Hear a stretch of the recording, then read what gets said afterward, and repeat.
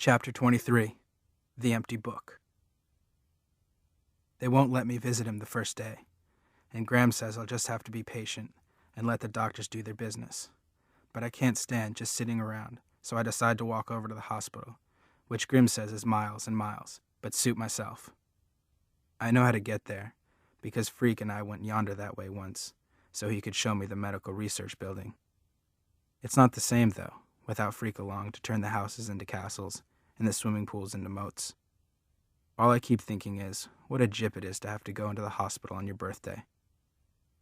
Finally, I get there, and I see the Fair Gwen's car in the visitors' parking lot, but Grim says I should leave her alone and let her tend to her son. So what I do is go around back to the medical research building and find the stupid little tree I can sit under.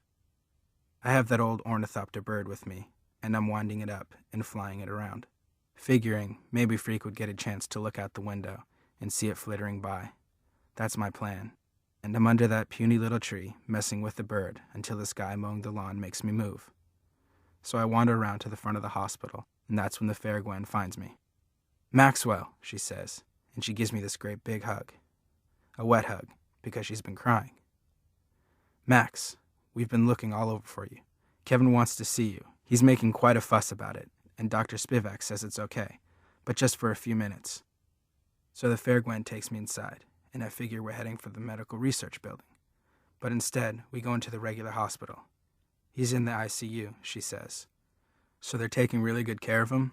"They're doing their best, Max," she says. The intensive care unit is this place where there are so many nurses you can't hardly turn around without bumping into one, which I do as soon as we get there. Every patient gets a room alone, and there's all this electronic gear the Fair Gwen says is called telemetry, which means when Freak sneezes, the nurses know about it before he can wipe his nose. I'm not scared at all until I actually go into his room and see how small he looks on the bed.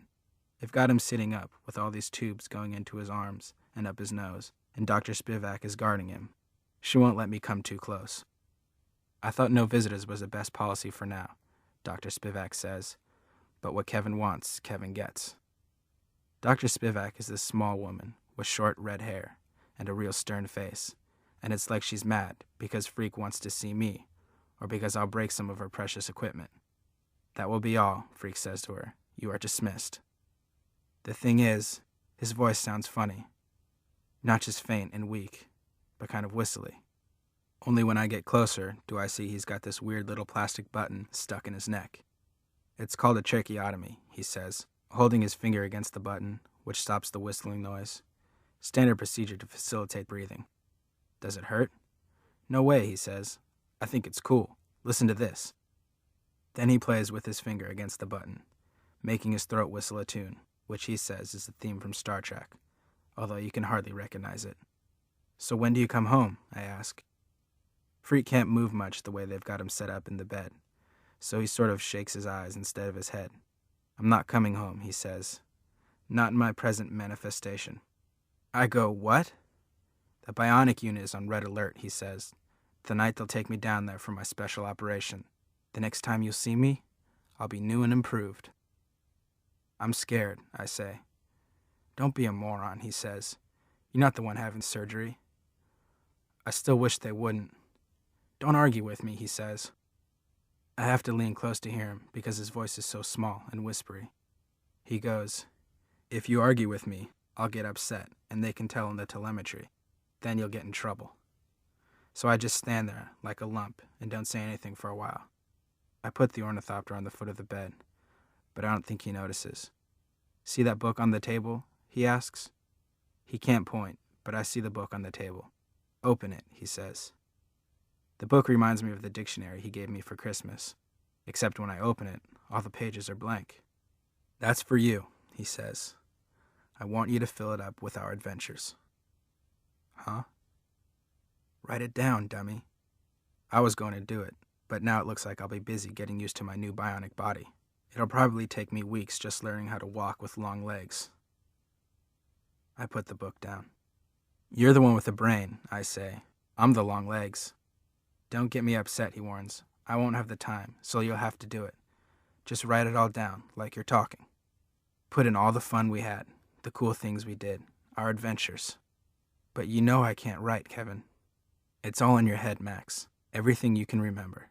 Just tell the story of Freak the Mighty. No big deal. I pick the book back up, but I don't say anything more about how hopeless it is, me trying to write stuff down, because I don't want to set off the telemetry. He does that himself about a minute later when he starts to cough, and before I can say anything, the room is swarming with nurses, and Dr. Spivak is telling me I have to leave. Out this second, young man, and let us do our jobs. They let me wait outside the ICU with the fair Gwen, who was just standing there at the window, wringing her hands and not saying anything. And then finally they come out and say he's okay. It was just a bad spell, that they have him stabilized. A while later, Graham comes into the hospital, and she drives me home. Nobody talks much at supper that night, except when Grim opens his big mouth and says, "Poor Gwen looks like she's in terrible pain." I go, "Poor Gwen? She's not the one having the special operation." Grim and Graham just look at each other like they can't believe I'm so dumb. And finally Graham says, "Maxwell, dear, make an effort to eat your vegetables." That night, I put the empty book in the pyramid box for safekeeping and for good luck.